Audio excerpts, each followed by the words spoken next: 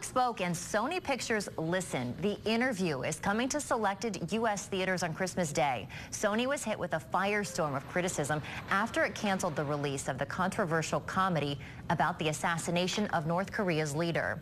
The studio pulled the film over threats of violence from hackers that the FBI linked to the North Korean government. Sony says it's working to get more platforms and more theaters to show the movie so it can reach the widest possible audience. Christmas weekend traditionally brings big bucks to the box office and Hollywood, but it's too early to tell whether the scandal involving Sony Pictures, North Korea, and The Interview will slow movie-going traffic or whether the limited release will bring more people to the theater. As special correspondent Kai Jackson tells us, what it has done is fired up a debate about protecting the free speech of movie makers and producers.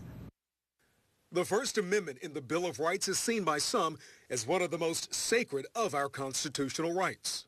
Congress shall make no law respecting an establishment of religion or prohibiting the free exercise therefore of or abridging the freedom of speech. You want us to kill the leader of North Korea? Yes. What?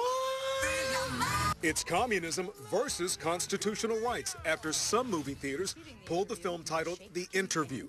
Others will now show it in limited release. Arch Campbell is a veteran film critic.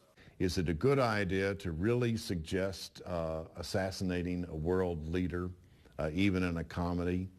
I don't think so. Some argue that while free speech is a right that must be protected, it's equally important to consider public safety. I do think that if a theater genuinely felt that they were going to get hurt there, that they had a right to pull it.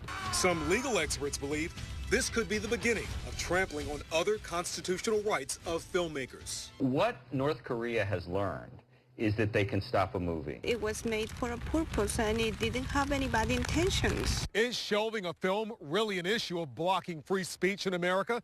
Well, some in the film industry say that depends on how you look at it. Arch Campbell believes pulling the film was driven by fear of being liable if something violent happened in theaters and the financial bottom line. Follow the money.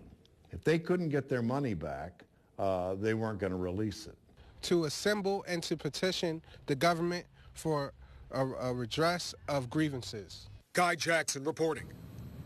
Well, you'll be able to watch The Interview right here in Cincinnati at Esquire Theater in Clifton. The Esquire released this statement today. We feel freedom of expression is an important part of the film industry and to our Constitution. We will be opening The Interview on Christmas Day. We're working on lining up some intriguing Q&A to discuss the film and its surrounding controversy.